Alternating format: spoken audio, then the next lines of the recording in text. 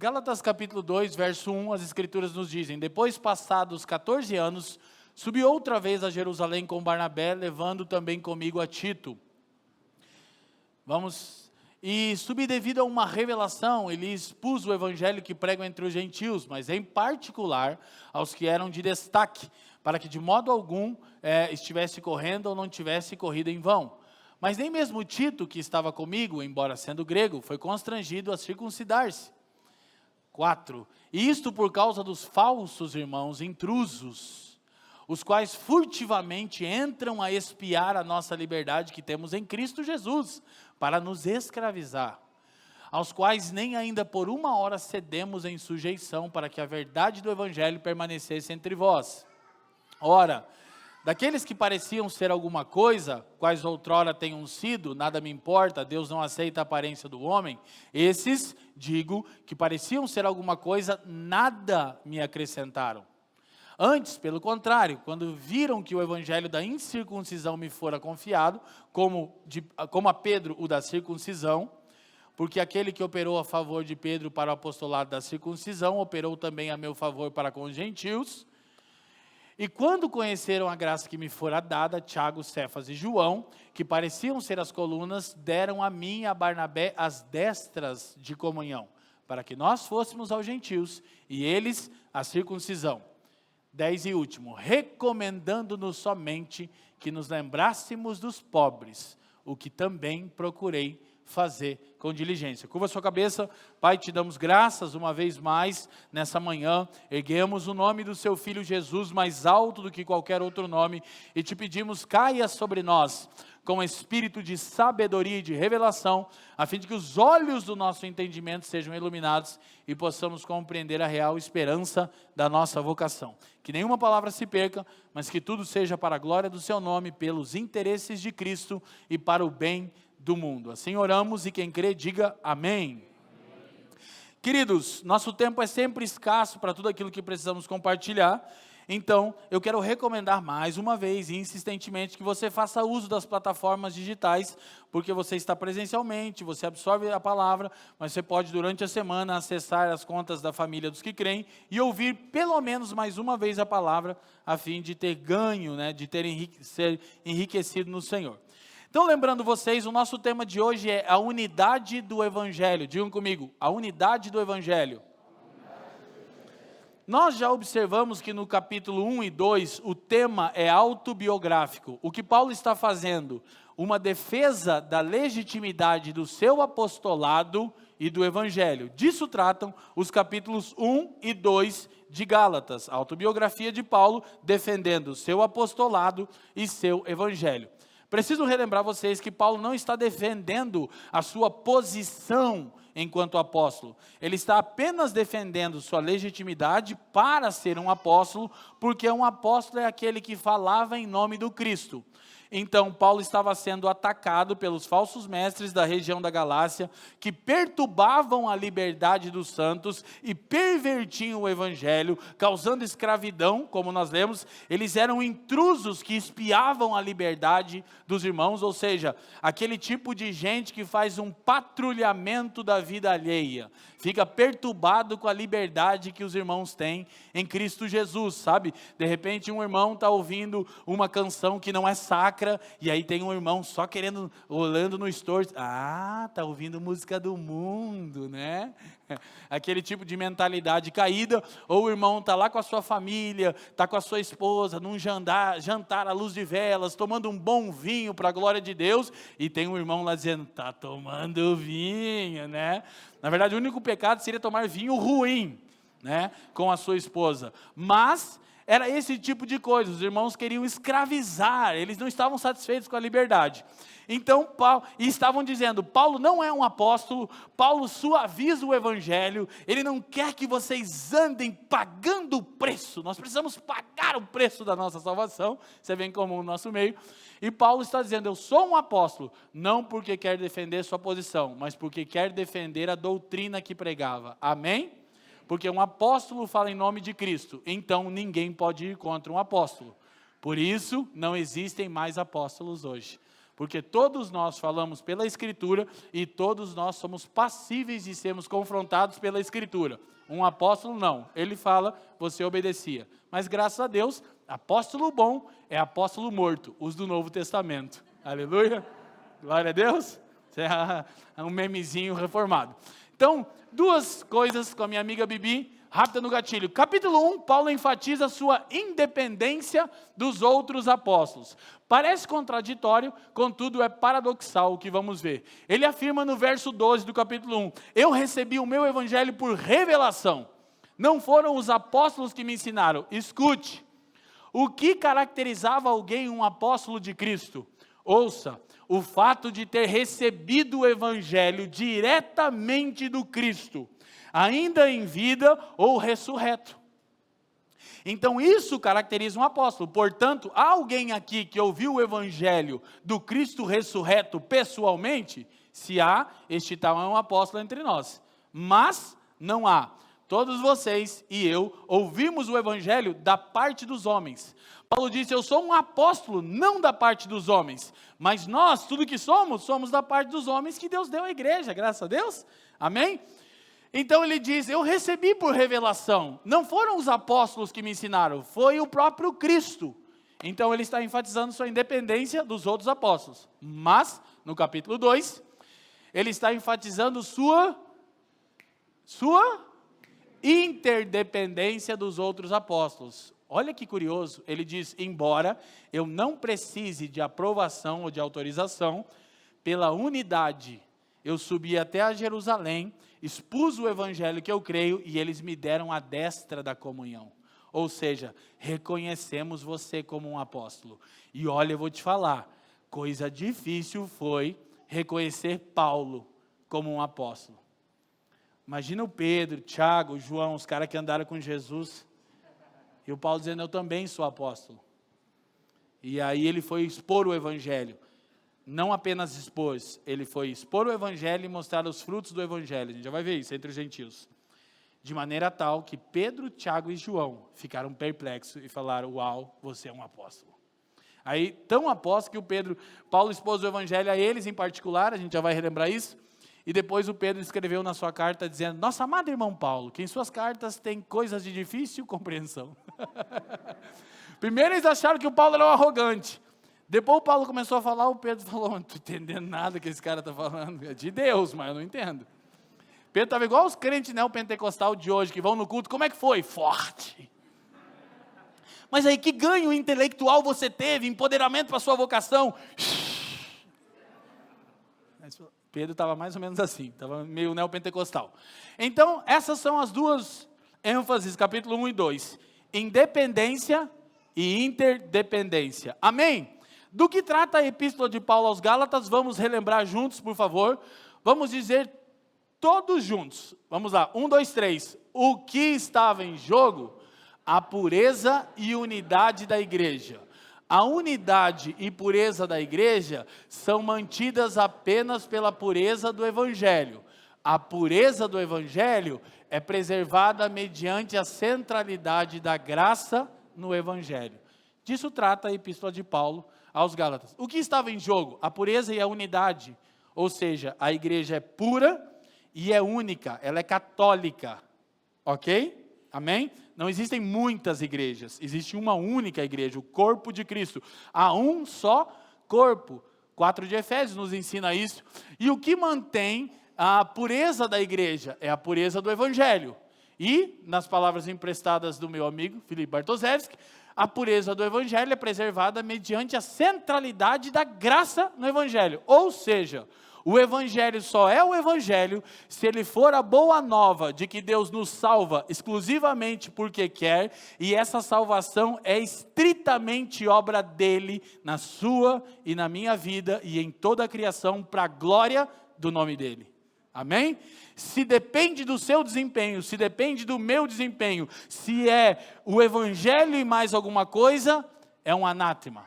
O que é o outro evangelho, família dos que creem? Espera aí, o que é o outro evangelho? O que é o outro evangelho? Vamos lá de novo. O que é o outro evangelho? Cristo e mais alguma coisa.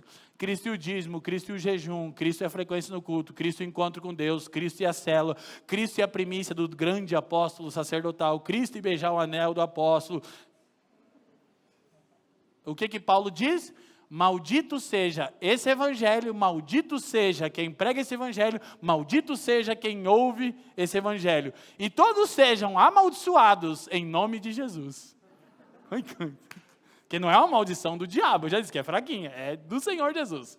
Está em Gálatas. Porque você pode achar que a gente está sendo muito duro. Mas, na minha primeira exposição, eu te mostrei que Gálatas é uma carta de coisas incomuns. Paulo não faz ações de graças pelos irmãos, como era comum. Paulo não ergue um hino de louvor, como era comum. Paulo escreve das próprias mãos, o que não era comum. Ele está em choque. Por quê? Porque a natureza do evangelho está sendo afetada. E quando se trata da pureza do evangelho, ouça, Paulo era implacável. E o que nós devemos ser? Implacáveis. Amém? Nada é muito duro quando alguém está torcendo o evangelho. Vou dizer de novo. Nada é muito duro quando alguém está torcendo o evangelho. Por isso Paulo diz, anátema, maldito seja. Glória a Deus. Amém? Aleluia. Então, isto posto, Paulo diz que 14 anos depois, ele subiu a Jerusalém com Barnabé e levou a Tito também. Há uma longa discussão, gente, sobre quando foi escrito Gálatas. Se antes do concílio de Jerusalém, em Atos 15, ou depois. O que aconteceu no concílio em Jerusalém? Foi a reunião mais importante da igreja do primeiro século. Eles precisavam definir se o evangelho ele iria ser dentro de uma cultura judaica, ou se o evangelho promoveria libertação cultural. Ou seja, se os gentios, as nações, o que incluía eu e você, nós éramos a pauta daquele concílio. Que coisa interessante, né? Se aquele concílio não tivesse sido ordenado pelo Espírito Santo, nós estaríamos perdidos. Por quê? Porque nós seríamos prosélitos. O que era um prosélito? Era todo aquele que queria servir o Deus de Israel, mas para isso tinha que se tornar um judeu. Ok? Então, se aquela reunião não tivesse acontecido, nós teríamos que celebrar as festas de tabernáculos, primícias. Se aquela reunião não tivesse acontecido, a gente ia ter que usar chofar no culto. Se aquela reunião não tivesse acontecido, a gente ia ter que usar a bandeira de Israel e dizer que é profético. Se aquela reunião não tivesse acontecido, a gente teria que ir a Jerusalém, colocar lá um pedidinho, lá, uma reza no muro das Lamentations. Mas graças a Deus, naquela reunião ficou definido que o evangelho, ele não se dobra a nenhuma cultura. Especialmente, não se dobra a cultura judaica. Aleluia. Ninguém precisa observar festa nenhuma, tocar chofar coisa nenhuma, bandeira de Israel coisa nenhuma. Tudo isso é sombra, mas nós vivemos a realidade do corpo de Cristo. Amém? Agora, poderíamos fazer? Poderíamos. O que eu acho muito legal? Quem sabe um dia, não consigo imaginar como a gente faça uma celebração pedagógica da festa dos tabernáculos, para ensinar o que ela representava, Deus entre o seu povo, uma Páscoa com cordeiro. Esse é meu sonho de verdade, ervas amargas, aquela parada raiz, pedagogia, tem nada de santo, Deus não mandou, não é ordenança, mas seria muito bom. Glória a Deus. Alguém, as irmãs, compra a ideia aí do cordeiro? A Fran não gosta muito do cordeiro, né, amor? Então, glória a Deus. Então, olha só, mas a carta provavelmente, escuta, foi escrita antes do concílio de Jerusalém. Paulo fez uma viagem a Jerusalém, escreve a carta e depois vai ao concílio. Por quê? Olha o que diz o reverendo Hernandes Dias Lopes. Se a carta aos Gálatas tivesse sido escrita depois do concílio de Jerusalém, bastaria Paulo mostrar às igrejas a decisão dos presbíteros e apóstolos, isentando os gentios do rito da circuncisão. Mas Paulo vai usar uma carta inteira argumentando. Então, há eruditos que creem que é depois, há os que creem que é antes. Eu estou mais com a galera que crê que é antes. Então, entenda uma coisa. O maravilhoso disso é que Paulo sobe por uma revelação para expor o evangelho. Esse é o propósito de Paulo. Qual é? Expor o evangelho que ele prega entre os gentios. Mas, ele leva um fruto do evangelho. Quem? Tito. Isso é maravilhoso, sabe por quê? Porque Tito era um pagão, um gentil. E Paulo está, olha só, Paulo está tendo uma briga e dizendo, não há necessidade de evidência externa nenhuma para pertencer ao povo de Deus, que era a circuncisão. Ninguém precisa dessa evidência externa, mas ele traz Tito, que é uma evidência concreta do Evangelho. E de alguma maneira, os irmãos ficaram observando Tito, que Tito era um estudo de causa. Imagina o Tito ali, imagina, você está assistindo The Chosen, quem está assistindo? Você não está assistindo, você está desviado, né? Porque diz que eu estou assistindo porque eu estava desviado. Ninguém aqui está assistindo ou já assistiu The Chosen?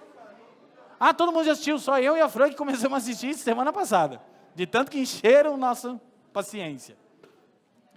Aí imagine mais ou menos assim, está todo mundo com aquelas roupas lá de judeu, e aí chega o Tito de bermuda, tatuado, e aí rapaz, é nóis. Era mais ou menos isso, o Tito, os caras ficam olhando para ele, o quê? E Paulo diz, esse aí é o resultado do evangelho que eu prego. Mas o que está sendo procurado em Tito? Cristo, esse crucificado. E o que eles encontram em Tito? Cristo crucificado. E os apóstolos dizem, não apenas doutrinariamente Paulo é assertivo, mas há aqui uma evidência concreta do evangelho de Paulo. Tito é um santo irmão. Olha que coisa maravilhosa. Então, não é a exigência religiosa externa, mas há sim uma conduta e um proceder daqueles que foram alcançados, de maneira que o Tito está sendo analisado. Deixa eu ver. Olhar ali, o Tito não teve o corte no saco escrotal, graças a Deus, né? O Timóteo já não teve tanta sorte. Agora, Paulo era tão livre, gente, ouçam isso. Paulo era tão livre na compreensão, e tudo que Paulo fazia, Saloma, era para remover qualquer impedimento. Depois que ele sobe a Jerusalém, ele escreve Gálatas, combate os falsos mestres do outro evangelho, do Cristo e mais alguma coisa, sobe a Jerusalém, quebra o pau, não tem que circuncidar, não tem que circuncidar, não tem... Diz que havendo entre eles não pequena discórdia. Querido, o negócio, a Bíblia está sendo light. Os caras quebraram o pau, Atos 15. O que acontece em Atos 16? Paulo circuncida Timóteo.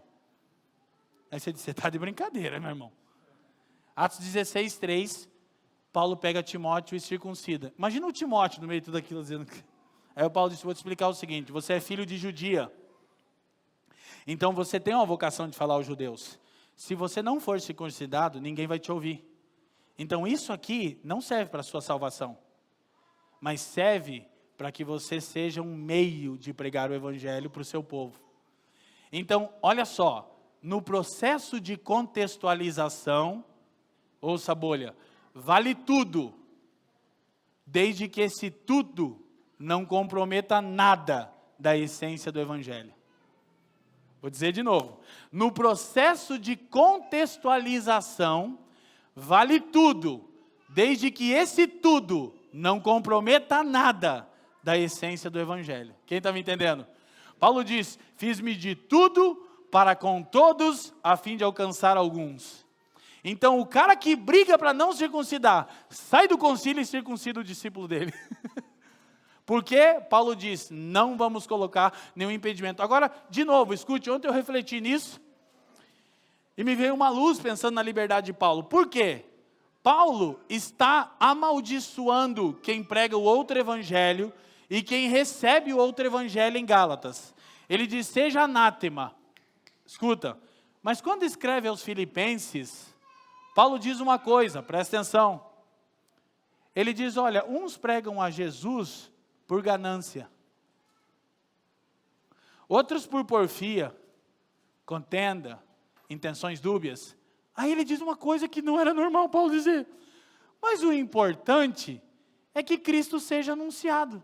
Então deixa eu te falar uma coisa, Paulo está dizendo assim, esse pregador tem intenções dúbias, ele enriquece com o evangelho, ele escraviza os irmãos, ele quer destaque, mas prega doutrinariamente correto, ele diz, tudo bem, Cristo está sendo anunciado. Mas quando alguém altera o evangelho, ele diz, maldito seja. Isso é difícil para mim, porque eu gostaria que ele amaldiçoasse a ambos. Mas ele não faz isso, Fafa. Ele diz, os que pregam por ganância. Mas ainda assim, Cristo está sendo anunciado, se está sendo pregado o evangelho. Agora, se você altera o evangelho e diz, para ser salvo, você precisa crer e, Paulo diz, maldito seja.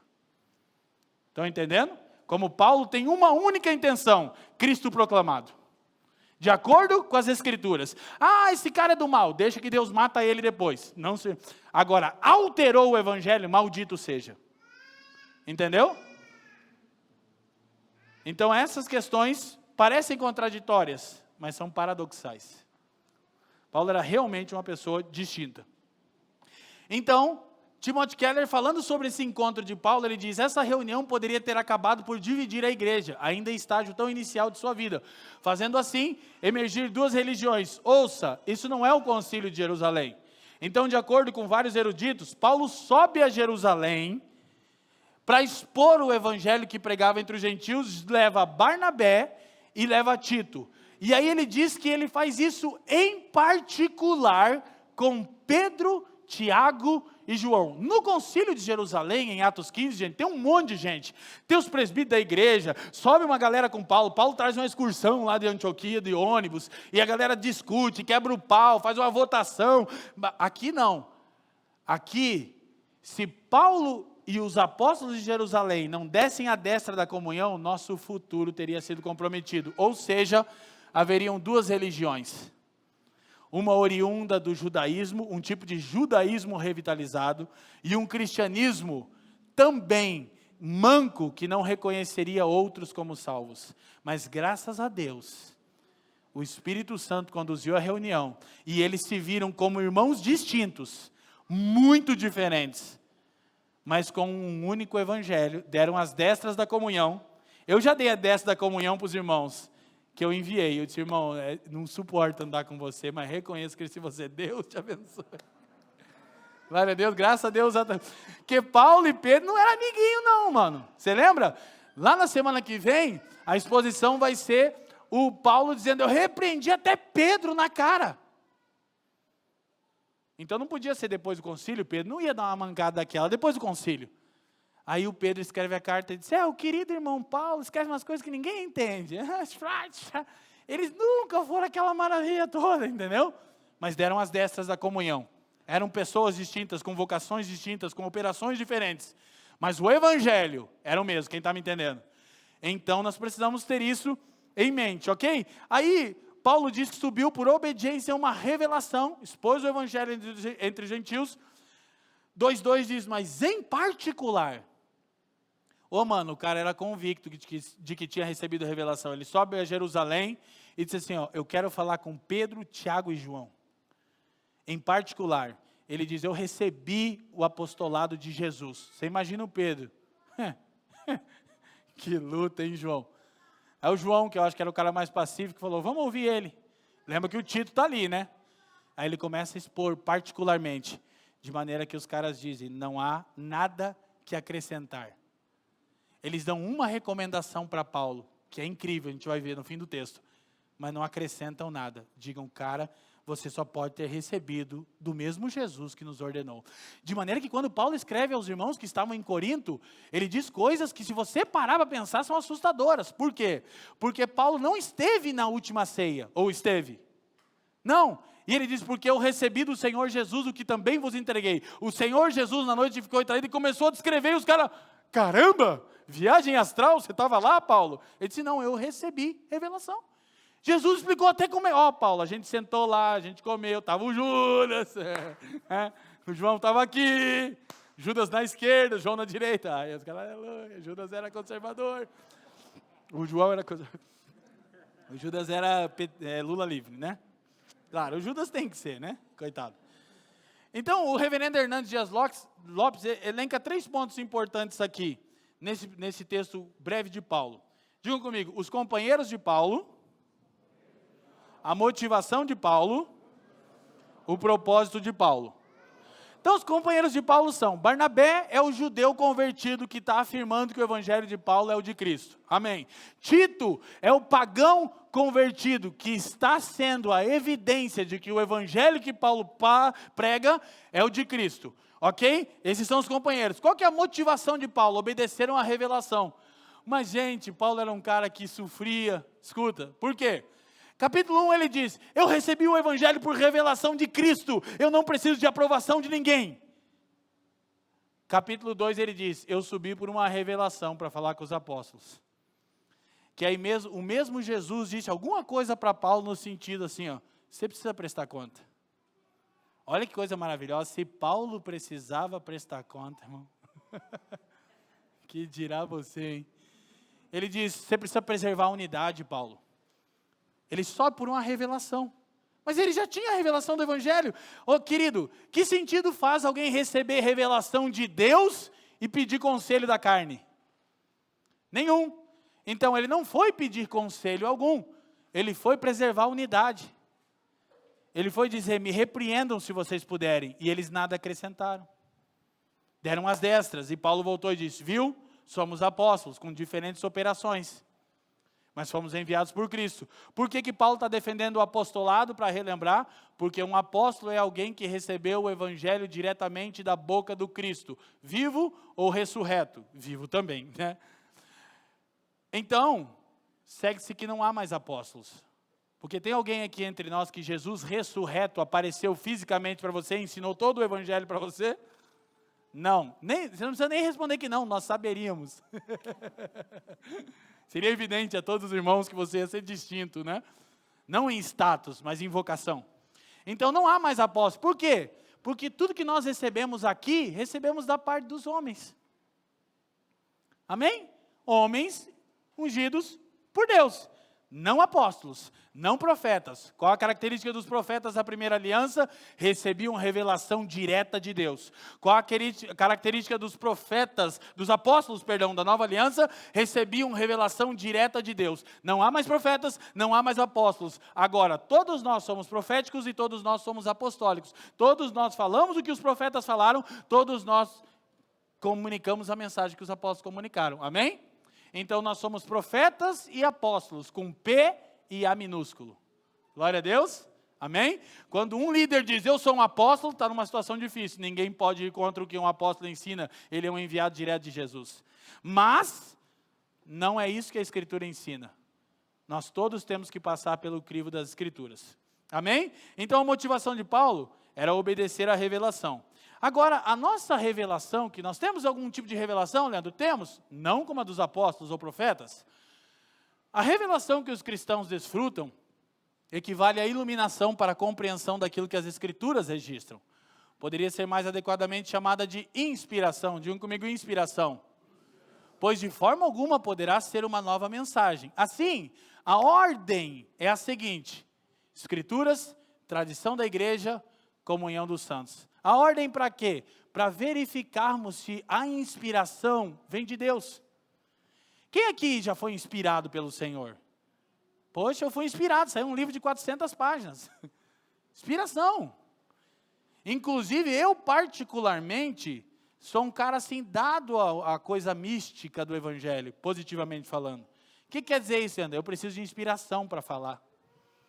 O Fafo, o Leandro, o Leivson sofre comigo. Comecei a gravar um curso, estava inspirado, de repente foi.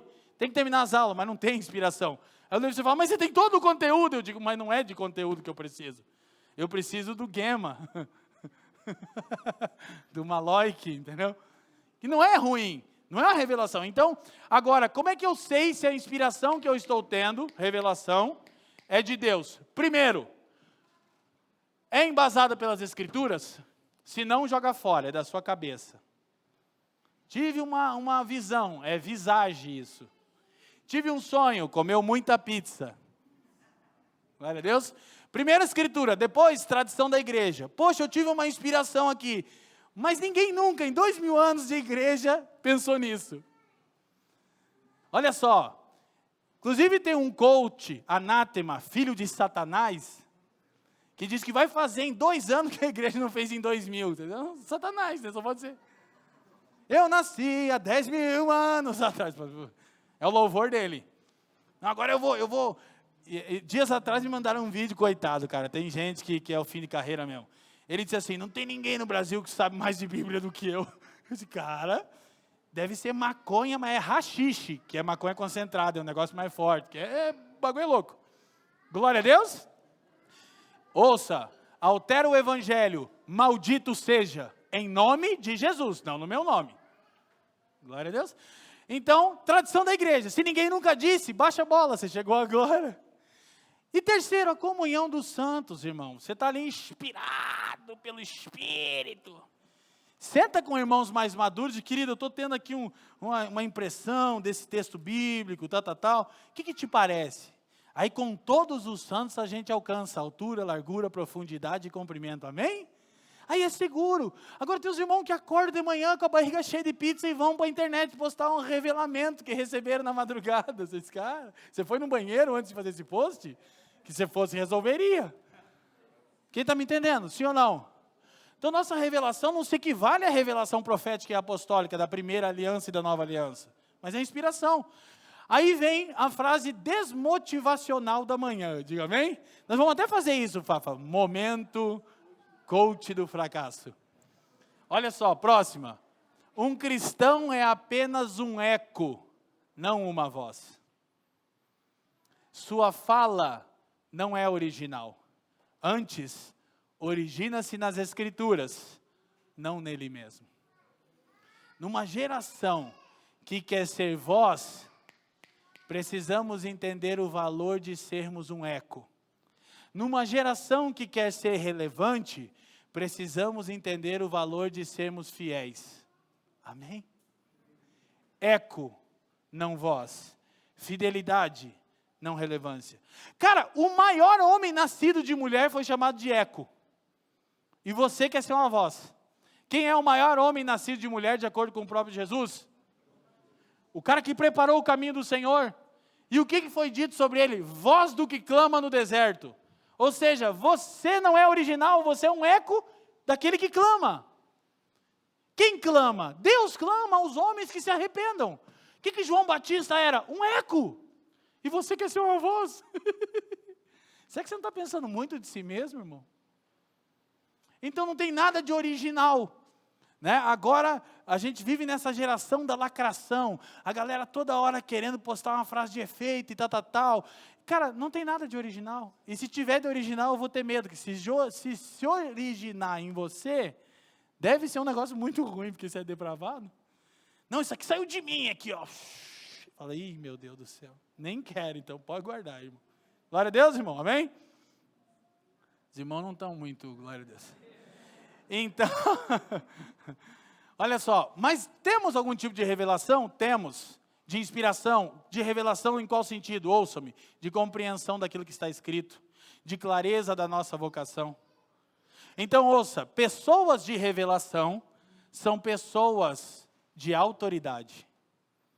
Não a revelação apostólica e profética, a revelação daquela que ilumina meu entendimento para compreender as Escrituras e compreender minha vocação. Quando eu recebo esse tipo de iluminação, eu me torno alguém de autoridade. Por quê? Porque eu sou útil nas mãos do Senhor para cooperar com a construção do seu eterno propósito. Amém?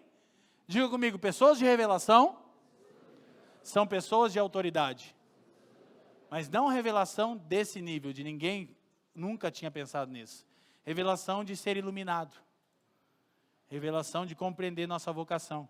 Isso é de fato maravilhoso. Então, como vimos, os companheiros de Paulo, a motivação de Paulo, de alguma forma Paulo está prestando conta porque ele quer guardar a unidade. E o propósito de Paulo, qual era? Expor o evangelho que ele pregava entre os gentios, e ele leva Tito, para que seu argumento não fosse da boca para fora. Por isso que Jesus disse, pelos frutos vocês conhecem a árvore. Então, como é que a gente sabe se uma comunidade vive o evangelho? Se tem gente, aí a gente confunde. Por quê? Porque ao invés de pensarmos em fidelidade, a gente pensa em resultado. Como é que eu sei se essa é uma comunidade ou uma comunidade centrada no evangelho? Ah, tem bastante gente lá. Não, reúne gente até o Lua Santana, né? Consegue, a gente já falou isso. Qual é o ponto? O ponto é você conhecer as pessoas da comunidade e descobrir se elas de fato são discípulos. Então, o que mede a veracidade de um ministério, ou o que atesta a veracidade de um ministério, não é o número de pessoas que estão reunidas, é a natureza e estatura das pessoas que se reuniram. Porque reunir gente, até o Luan Santana consegue. Mas tem muita gente, deve ser de Deus. Não, fruto não é resultado. Fruto é natureza. Jesus está dizendo, você mede alguém pelo fruto. Tem a natureza do evangelho nele? Então é fruto. Não, está abarrotado de gente. Sem a natureza do evangelho, é show. Ruim, né? É peça de teatro, qualquer coisa.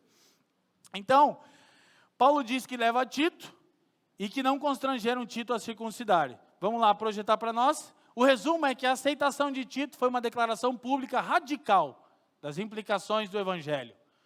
Preste atenção, ninguém deve ser aceito ou privilegiado por condições culturais, sociais ou econômicas. Gente, deixa eu falar uma coisa, o Tito era nossa representante naquela reunião apostólica. Cara, não, de verdade. Os irmãos são todos fracos, né? São irmãos. Mas você imagina, Bartô, uma mesa com Pedro, Tiago, João, Barnabé e Paulo. Os caras trocando uma ideia sobre o evangelho. E o Tito nos representava. Tatuadão, né? Com AirPods, ouvindo um som. Ele é diferente, mas ele testemunha Cristo crucificado e ressurreto. Então o Tito era nosso representante nesse encontro, irmão. Vamos dar uma atenção maior para o Tito aí na Bíblia, né? Quando ele foi aceito, olha para mim, você e eu, nós fomos aceitos como membros da família de Deus. Que se os apóstolos estivessem na carne, teria gerado duas religiões. E tem gente que insiste nessas duas. Tem Israel e tem a igreja. Não. Tem o povo de Deus. Amém?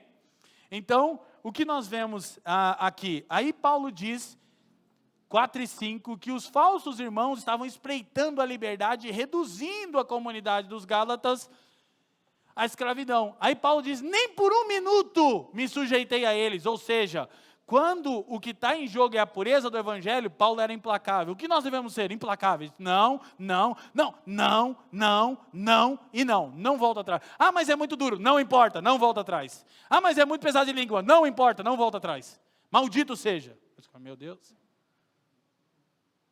É o que ele está fazendo em Gálatas.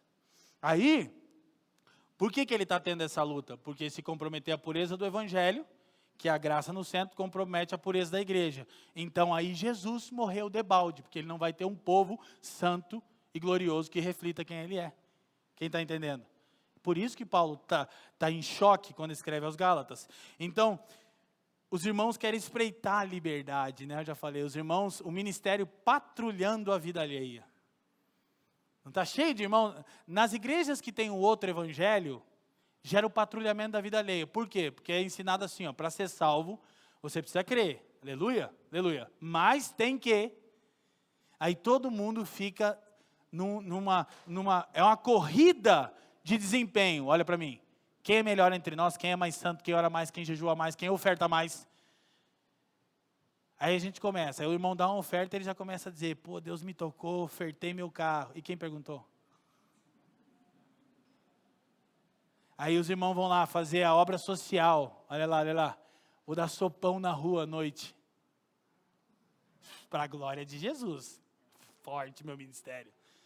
Já viu teus irmãos que não faz nada sem o celular, né? Não existiria um ministério sem o celular dele. Tudo ele tem que mostrar. Estou fazendo, estou acontecendo, estou papapá. A gente quando reunia dentro de um orfanato em Curitiba, a gente trazia gente do Brasil inteiro, lá vinha a pastorada. Fim do ano, o cara não dava R$1. Fim do ano vinha tirar foto com as crianças. A gente baixava um decreto lá, lembra, Arthur? Quem tirar foto, nós vamos quebrar o celular e queimar a tua cara no chão. O quê? Olha, foto com os órfãos. Então, aí vai gerando esse tipo de competição. Por quê? Porque o evangelho nosso é Cristo e nosso desempenho. Então, vamos ver quem é melhor nessa parada. Aí, gera o patrulhamento da vida alheia. Eu já falei isso, tem que ficar repetindo essa verdade. Os irmãos ficam, pastor, você viu? Eu vi o irmão lá no show do Luan Santana. O problema é que é ruim, né? O pecado é que é ruim. Fosse pelo menos no show do Zé Ramalho, aí eu particularmente eu ia achar melhor, né? Você viu o irmão lá? Estava lá no almoço com a família dele, eu vi a Heineken lá no fundo. Patrulhando a vida alheia. Quem está me entendendo? Liberte-se do patrulhamento da vida alheia. Você e eu não valemos nada, fomos alcançados pela graça. Há uma série de questões que são questões de consciência, que a Bíblia não se posiciona. Elas só devem ser feitas de acordo com a consciência cristã. Entendeu?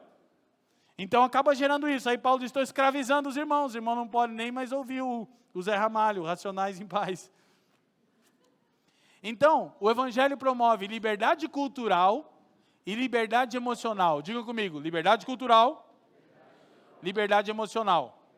Então, olha só, qual é o perigo que a gente tem na liberdade cultural, no trato, com a cultura? Primeiro, criar guetos culturais, um tipo de ultraconservadorismo, ou seja, a igreja, ao invés de falar com a cultura, ela se torna uma cultura. A igreja não deixa de ser, como diz o Fernando, uma microsociedade, que ela tem uma cultura celestial, mas a gente acaba por pegar dogmas, achismos e gostos e fazer a nossa cultura.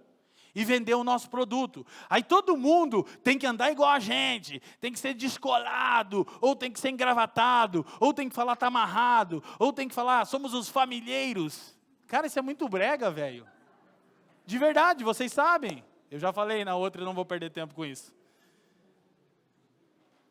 A gente faz as coisas aqui com excelência para glorificar a Deus e edificar os irmãos. Mas, gente, não é para levantar uma tribo.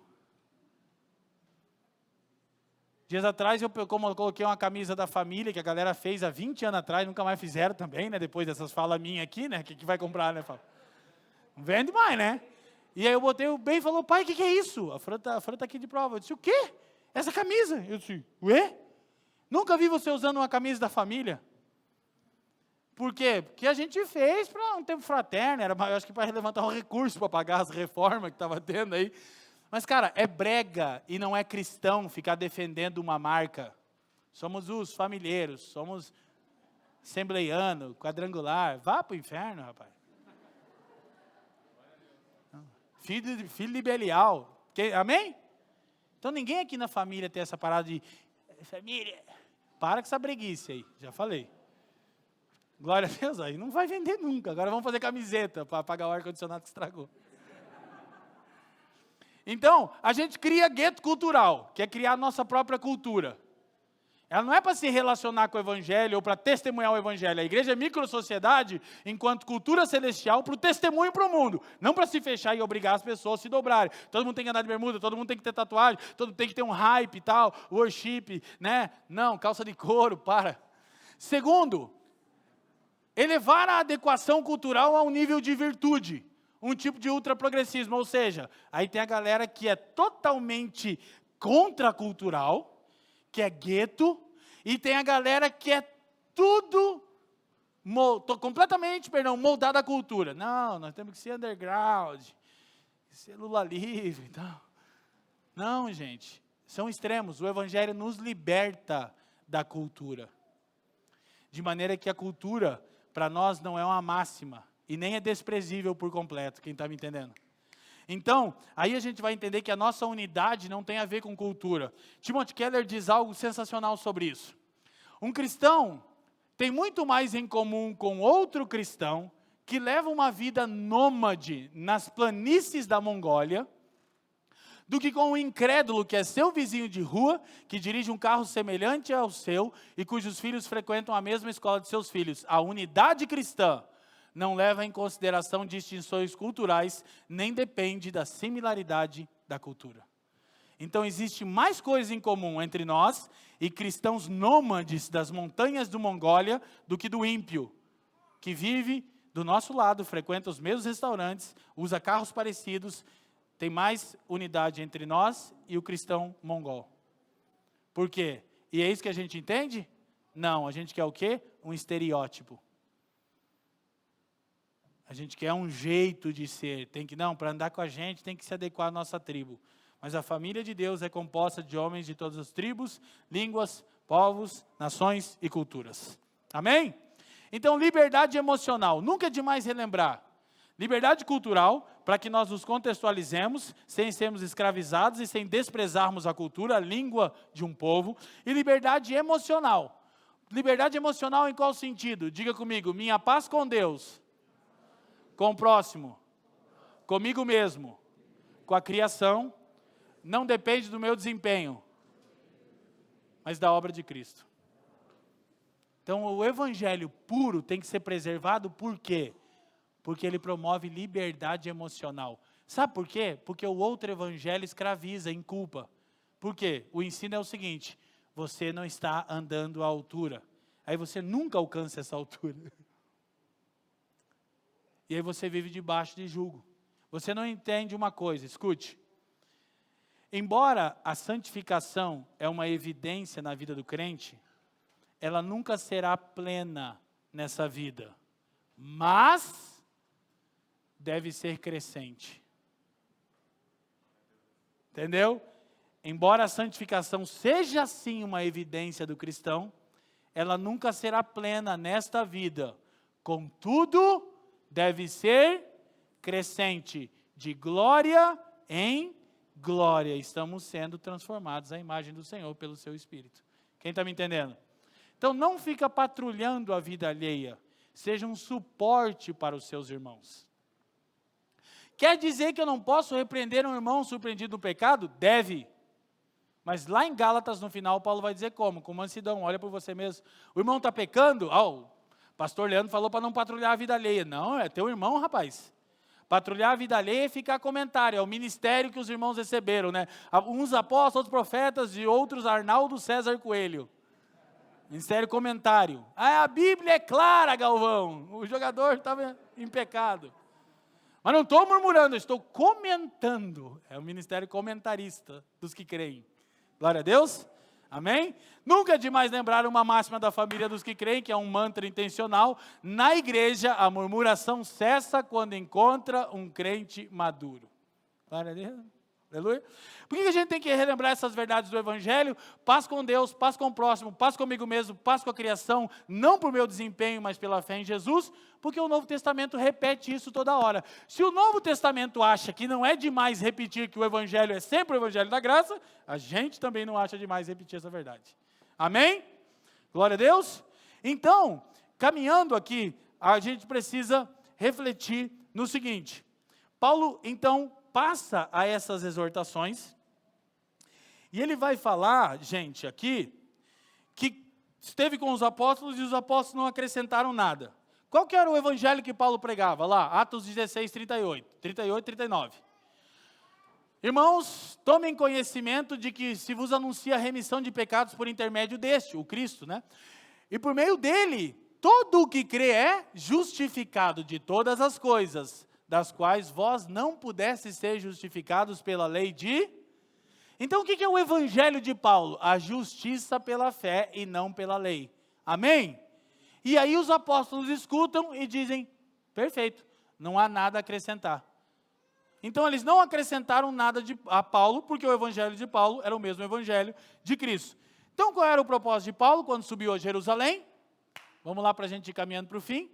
O propósito de Paulo era provar que não havia uma fenda entre ele e os demais apóstolos, porque os falsos mestres estavam dizendo que Paulo, cara, é muito louco, estava acusando Paulo de hipergraça, que ele não queria, estava baixando os padrões da lei de Moisés, e que Paulo não tinha autorização dos apóstolos. Aí eu fico imaginando, a escritura não diz, o Paulo teimoso, não vou, eu recebi revelação, eu não vou. Aí Cristo aparece para ele em revelação e diz, vai. Ele diz, então agora eu vou.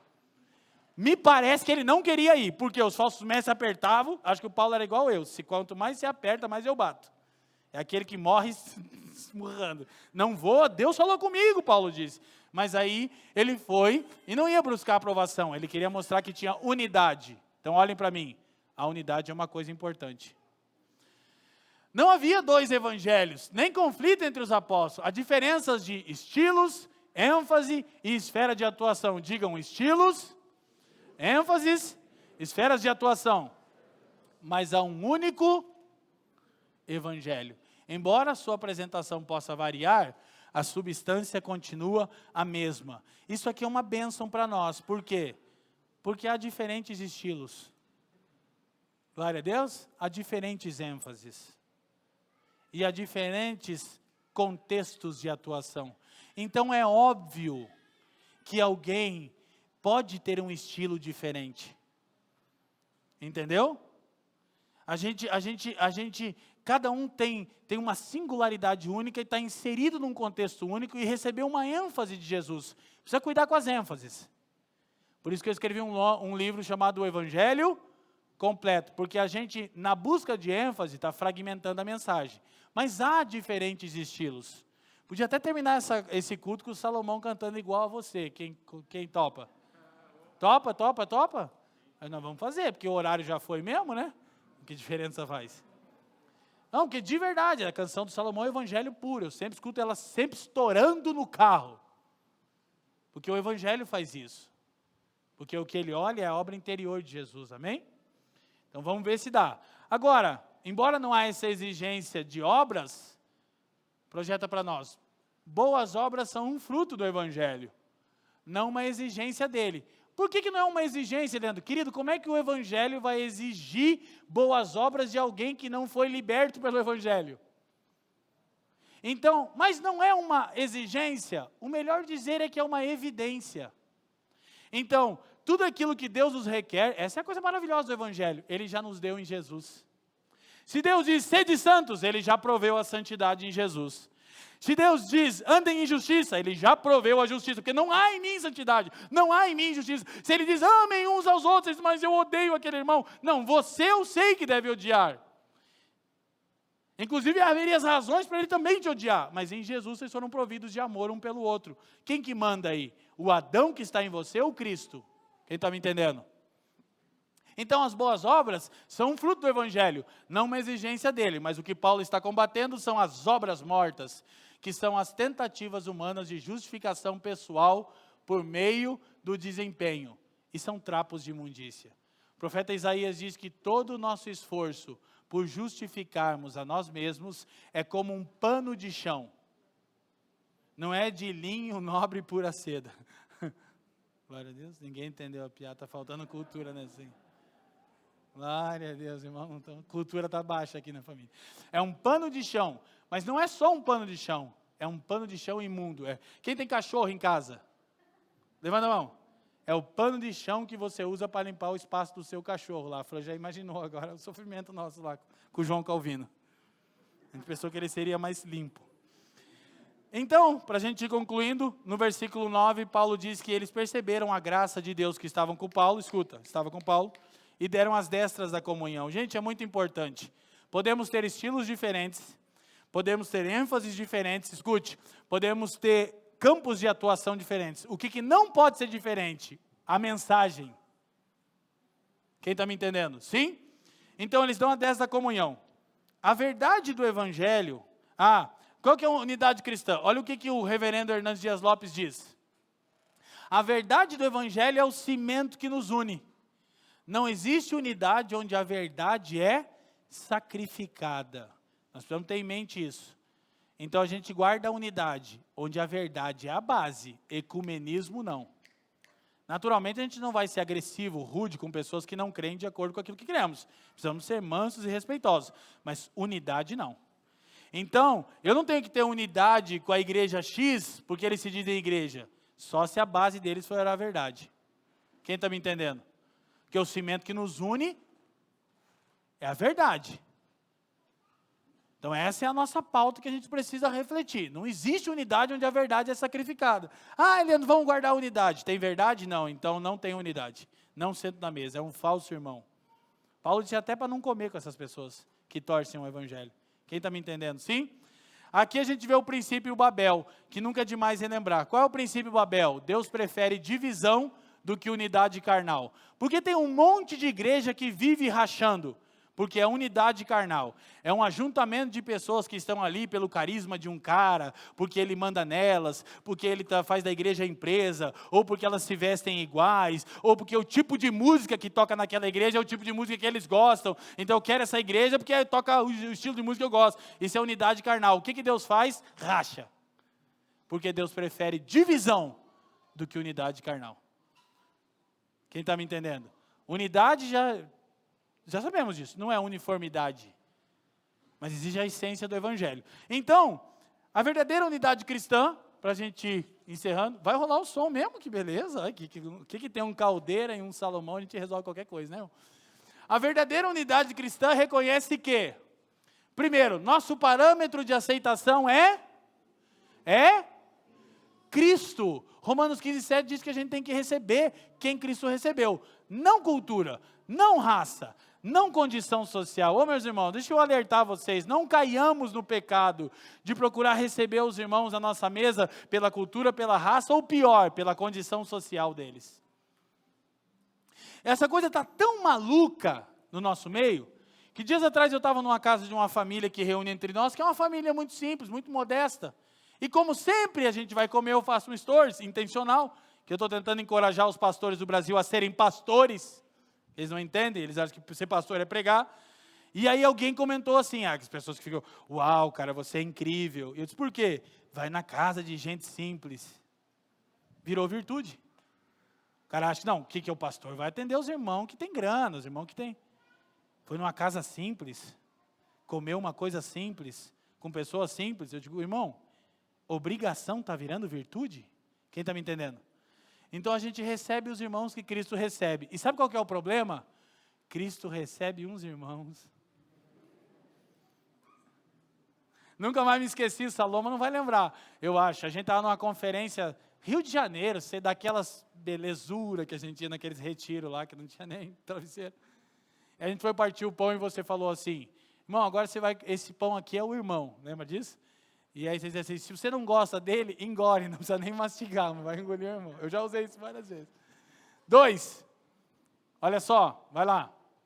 2, devemos reconhecer que há diversas formas no serviço cristão. Tem Paulo, tem Pedro, etc. Amém? Glória a Deus. Há os irmãos que são distintos, são irmãos de Deus. E 3, o cuidado e o socorro ao necessitado é a materialização dessa unidade. Olha que coisa maravilhosa, gente.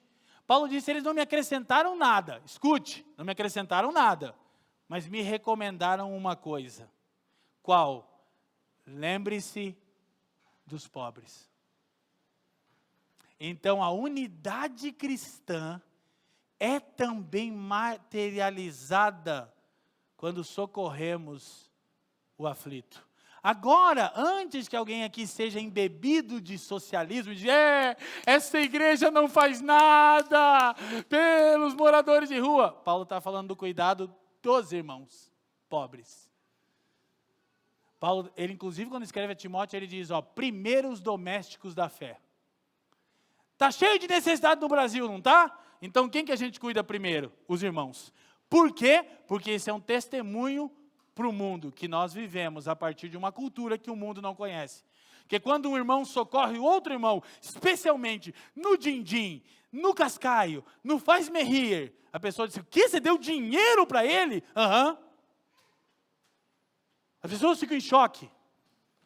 Quando envolve dinheiro, você deu R$1.000 de oferta, R$2.000. Quê? Por quê? Porque é um irmão em Cristo. Quem está me entendendo? E pela misericórdia de Deus, não se precisa tocar trombeta nessa comunidade, a começar pelos pastores dela. Nossa vida fala bem alto há bastante tempo. Então essa é uma coisa que a gente quer cultivar. E depois a gente transborda para o mundo. A gente socorre uns aos outros, amém? Meu problema é o teu problema, aleluia? Glória a Deus, eu estou numa tribulação que vocês não sabem. Deixa eu ver um amém. Posso ouvir um amém dos irmãos aí? E o teu problema é o meu problema. E eu digo amém. Glória a Deus. Então, isso é uma maneira de externalizar o evangelho. Agora, não é uma recomendação qualquer, escute.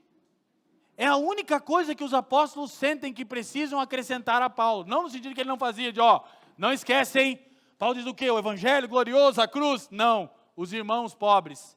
Por quê? Paulo estava trabalhando na Europa, os irmãos tinham din-din, recebiam em libra e em euro, e os irmãos da Judéia estavam sempre na prova, né? Eu acho que os irmãos da Judéia é meio a gente, né? Sempre na prova, não tá? Ele diz, uma igreja tem que cuidar da outra para testemunhar a unidade. Que coisa maravilhosa, amém? Então, irmão, por favor, abra-se para os demais irmãos. Glória a Deus. Então, o que a gente reconhece? Que socorrer aos pobres é requerido na lei, nos profetas, no ensino de Jesus. O que é assustador para a gente fechar? É que essa é a última exortação que os apóstolos dão para Paulo. Olhe os irmãos pobres entre vocês, ok? E é a última exortação que Paulo dá para os presbíteros de Éfeso em Mileto. Ele reúne os irmãos, cara, Atos capítulo 20, rola uma choradeira, ele diz, eu não vou ver mais o rosto de vocês. Eu vou dizer, oh Paulo, meu Deus, aleluia. Vão cortar minha cabeça, eu já sei, chegou a hora, combati o bom combate. Aí Paulo diz, ei gente, Atos 20, 35, eu expus a vocês todo o desígnio de Deus, todo o desígnio de Deus. E a última coisa que Paulo diz é, lembrem-se dos pobres, tá? Então, todo o desígnio de Deus inclui se lembrar dos pobres. Os irmãos. Só que agora, qual é o problema? É que a gente sempre se esquiva e diz assim, ó, a igreja deveria. Quem é a igreja? Eu acho que a igreja deveria fazer isso. Isso. E a igreja é? Glória a Deus.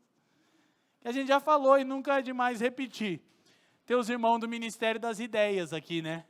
Tive uma ideia do que a igreja deveria fazer. A gente fica para você essa ideia. Porque se você tiver uma causa, que é um peso de Deus no seu coração, que vai começar por você, não tenha dúvida que a igreja estará com você nisso. Agora, uma ideia que você teve do que a igreja tinha que fazer, pode guardar para você. Amém? Vamos lá, vamos apoiar. Posso dar um testemunho aqui da pequena ali, fugiu o nome dela, Alanis? Que ela, na primeira sentada com eles, ela falou sobre um projeto que ela estava envolvida. Que ela estava? E a igreja se envolveu com ela e vamos seguir envolvido com ela. Por quê? Responsabilidade dela. Só que ela não está sozinha. Quem está entendendo? Com a casa das meninas lá. Fica a dica aí. Ah, já demos material. Está sempre precisando de alguma coisa. Glória a Deus.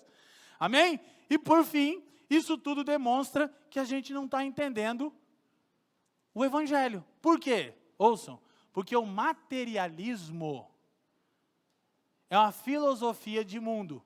Então, quando eu estou só preocupado em ter as coisas, significa que eu estou aceitando a filosofia materialista. Qual é a filosofia materialista? Escute. É a mentalidade de que o universo é fechado, que não há intervenção sobrenatural. Então, materialismo não é correr atrás de dinheiro, é o resultado, correr atrás do dinheiro, do carro, da casa, e viver só para isso perturbado, não é o materialismo. A filosofia materialista diz, tudo que é real é o que é material, não tem nada que seja real, que exista, que não seja material.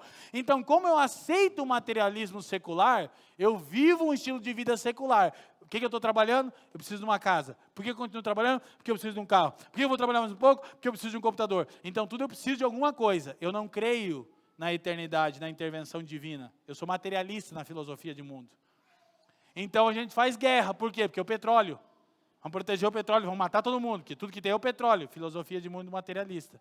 Quem crê na eternidade, não briga e não faz guerra por coisas materiais. Amém?